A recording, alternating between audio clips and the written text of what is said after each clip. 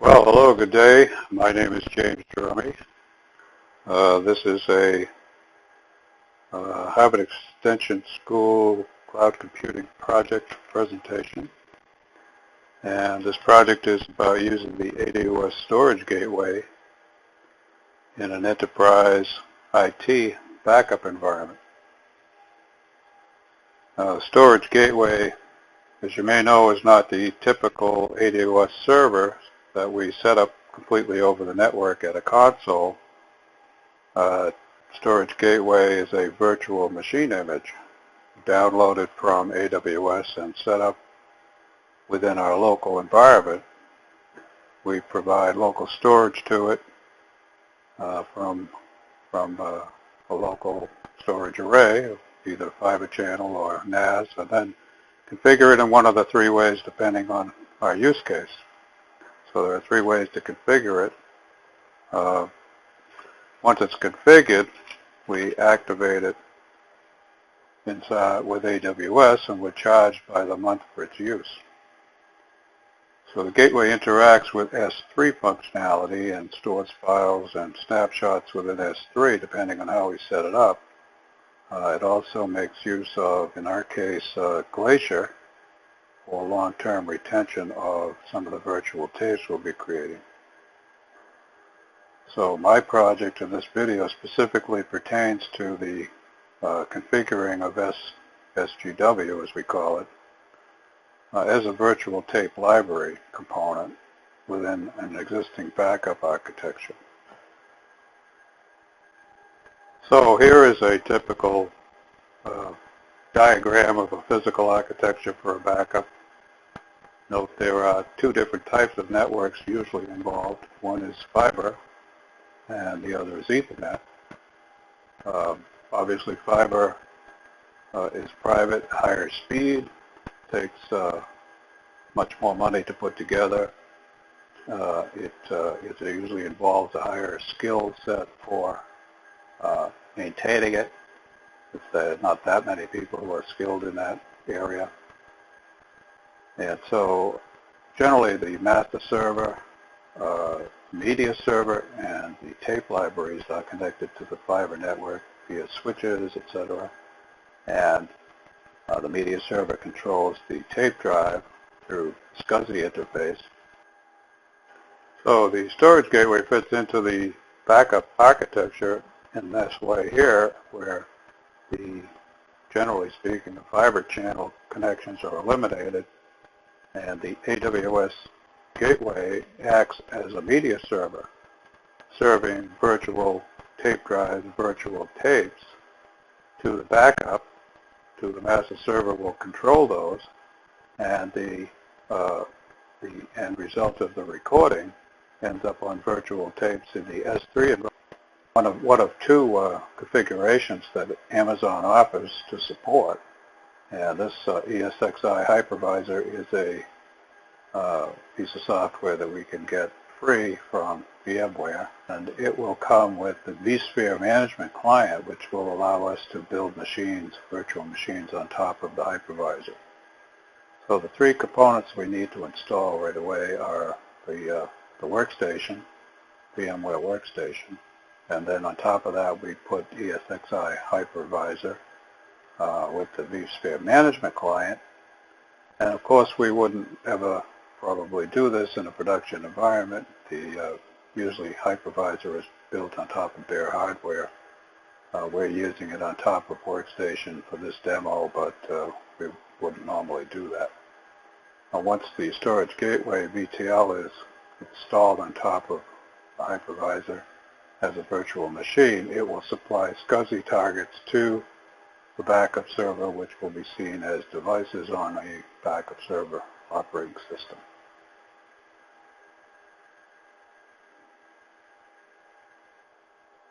Here are the install sites for the demo. Start new creation for the ESXi machine, and we're going to do that on top of workstation.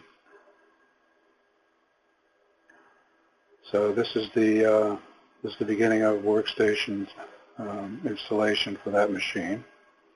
And we see that, we have the ISO file from the download. That's what we're going to use as the disk image. And next, we'll get the name of the virtual machine. I already have one up here, so we're not going to be, so this is just a run through of the install. And we used 2 cores per processor, so we'll have 4 total. And we're going to have 8 gigabytes of memory. And we're going to use bridge network so we can expose it. LSI logic is fine. We're going to use SCSI.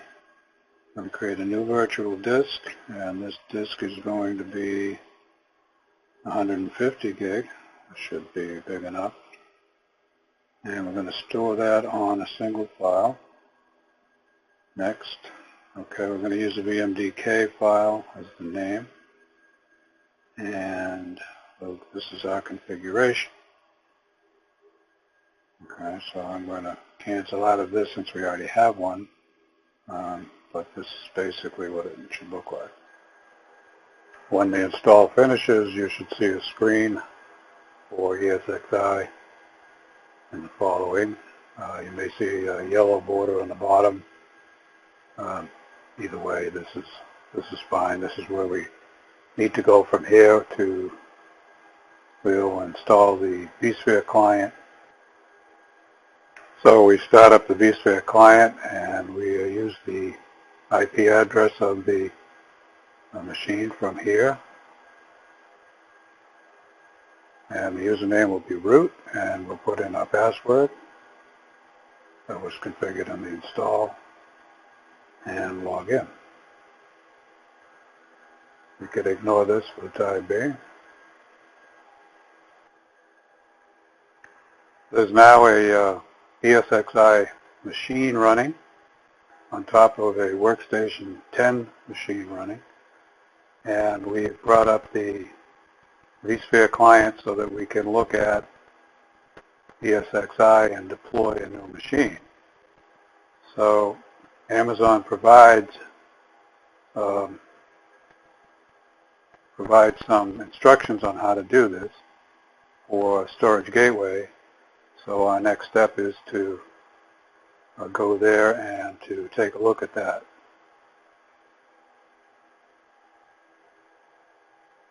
And here we are, we're at the console for the Amazon Storage Gateway service, and we want to deploy a new gateway. And here are the steps are outlined at the top here. So the first thing is we want to provision a host. Now, we mentioned earlier there are 3 ways to deploy the gateway. We want to deploy a virtual tape library, so we're going to choose that option. Okay, and this will give us the requirements for the ESXi machine that we need to build first in order to house the virtual machine from Amazon. The most important are the hardware requirements here, and we have the requirements already. We built this with capability for 4 to 8 virtual processors and about 8 gig of RAM, so we should be fine in that regard. And as you can see up here, that AWS Storage Gateway runs on VMware Hypervisor or on the Microsoft Hyper-V 2008. We already have ESXi, so that's how we'll use it. There are step-by-step instructions here, so we can follow these. We're going to install a VMware host. We provisioned a host already. We're going to download the VM image. Once that's installed in ESXi, we're going to provision local storage for that and then activate the gateway. The Amazon download comes out as a zip file, and when we unzip it, we get these 3 files in the folder. This is an OVA file, which will be installed as a already built image.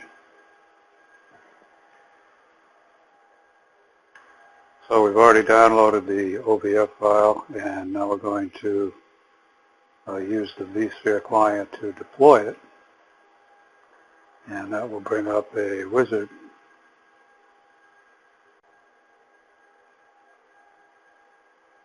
We have the OVF file here. I'm going to open that.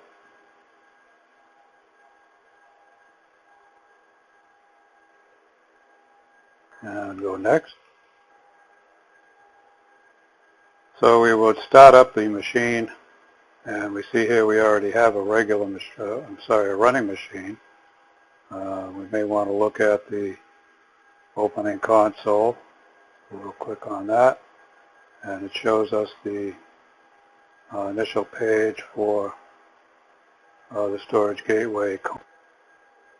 Okay, so we built the stack, and we have the three components running. We have ESXi running on top of workstation. We have gateway running on top of the ESXi stack. And now the next step would be to allocate some small amount of storage for upload storage and for cache space on the storage gateway machine.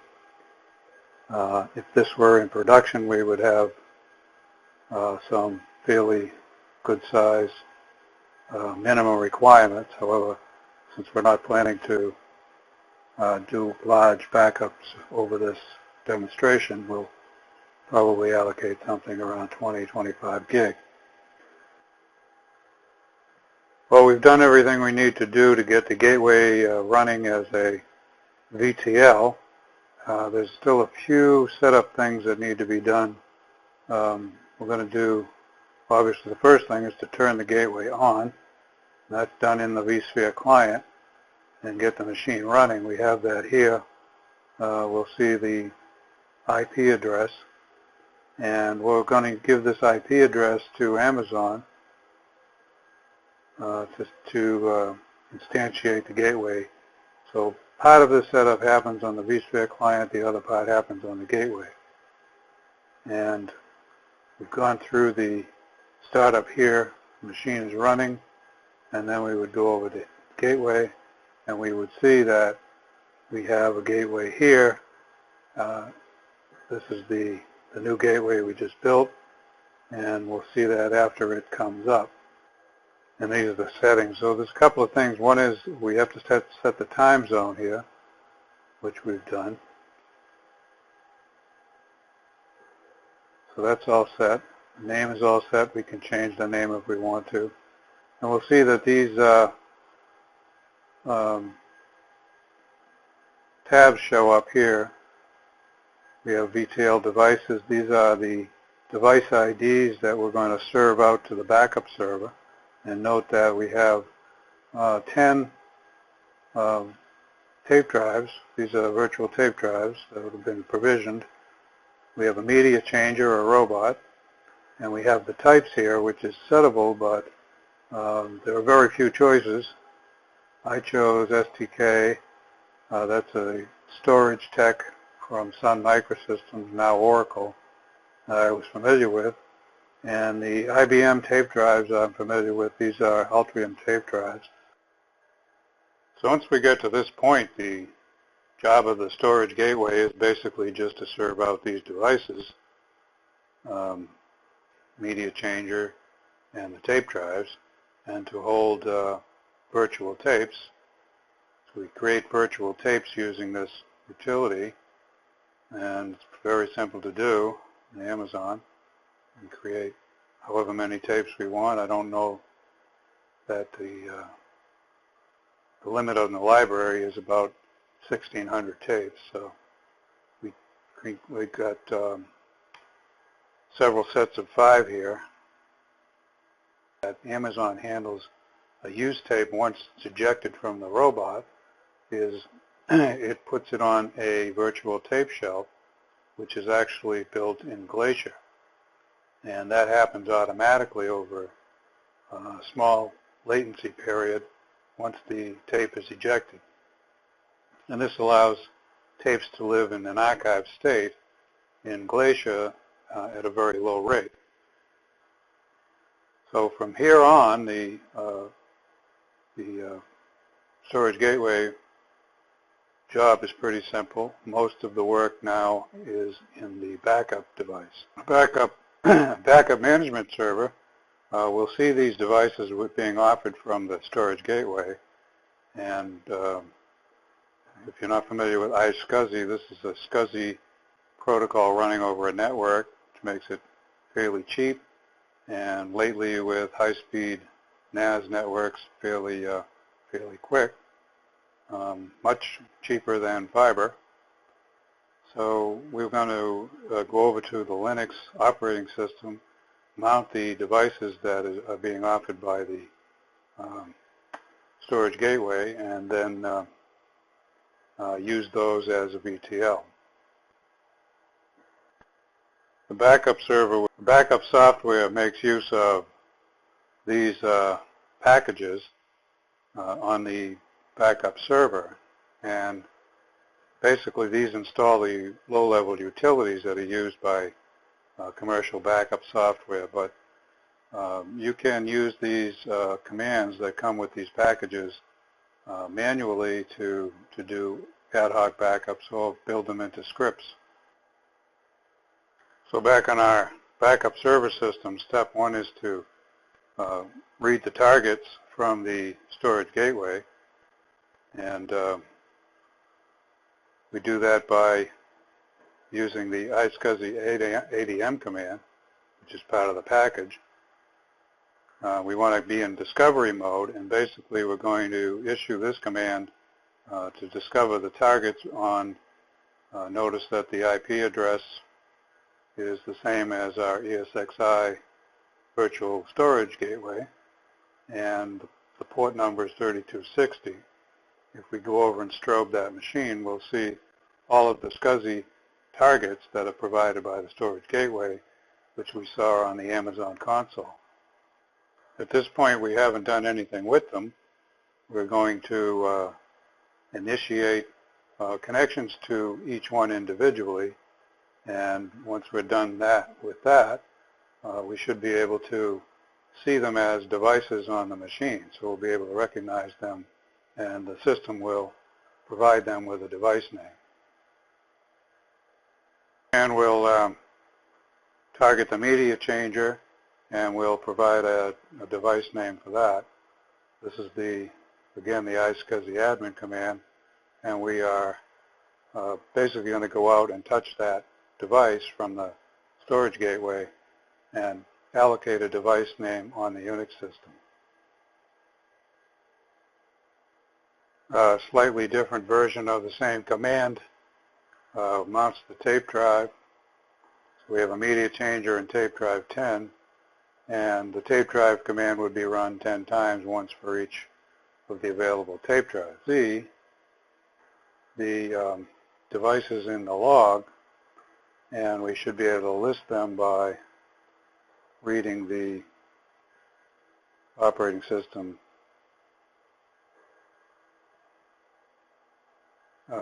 devices. So there they are. Now, these are now, each of the tape drives has been assigned a name beginning ST and then a number, which stands for. So the first operation we may want to do would be to strobe the tape library and take a look at the positions of the devices, and the MTX command should return that. So here we have a output from the tape library, or the VTL, and it shows all of the transfer elements at the top. These are the tape drives, and numbered 0 through 9, and then followed on by a list of the slots in the tape library. Note that they're all empty, so we know that we have tapes somewhere, and we know that the labels on those tapes, to find these tapes, would be to script for Amazon labels. See if we can find them that way. And there they are. So notice that they start filling in at slot 1601. So step one would be to load a tape, and we can do that using the changer control command, the MTX command. We give it the changer name, and then a load command, and we say what slot do you want to come out of. So we'll say 1602, and we want to load it into tape drive 1. It comes right back. Now we should see this tape that was formerly in 1602. We should see that in the first tape drive. So that was numbered 6359. If we go back and run the original command here, we should see it there. So here it is, 6359 is now loaded into, notice this is element 1, which is tape drive 1, even though, so they start numbering tape drives from 0. Now, we should be able to use the second command. Our MT command tells us some information about the tape drive itself, not the changer, but what's going on with the tape drive, the particular one that we loaded this tape into.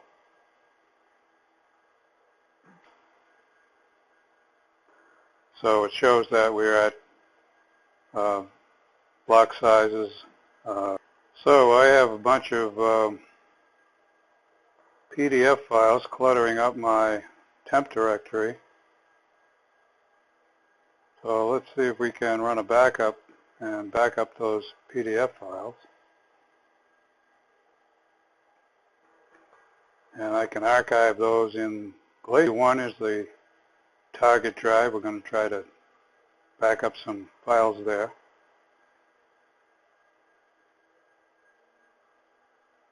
And we'd do that using tar command.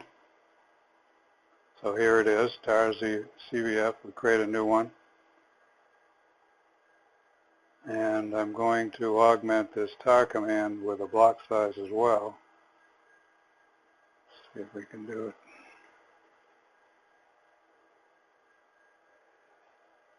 And that may help, and it does. So once the block sizes, we're now backing up to the storage virtual tape, storage gateway virtual tape. It's going to take a while to these PDFs. We don't have a really fast system here, but it is accepting the backup and putting it onto the virtual tape. So after a little while, I come back to see that the tar is done. And now I want to check the tape and make sure that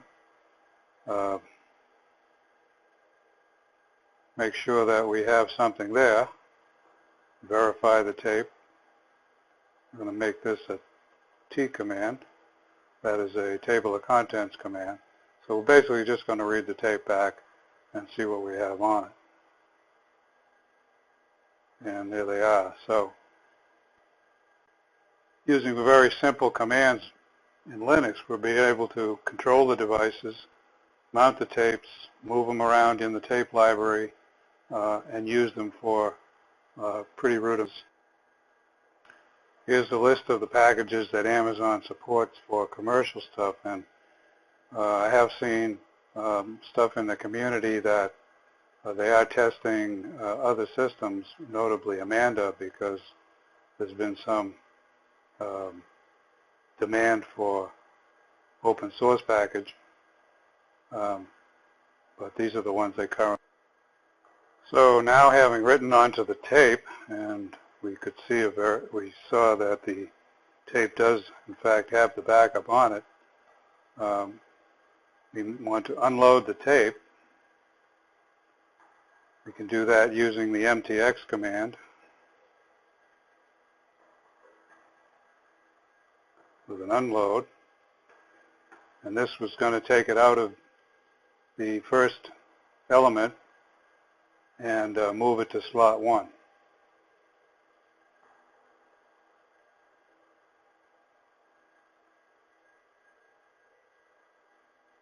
And there it is. So 6359 is now in slot 1 with the data on it. See back at the console that the 6359 tape is now marked available. There's some latency, possibly 24 hours before the gateway moves that from S3 over to Glacier, at which point it would show up on the virtual tape shelf. This tape was recorded on the 3rd and is now archived on the tape shelf, and would have to be, in order to be used again, would have to be retrieved, and there would be a 24-hour wait. So that is basically the operations involved in the storage gateway.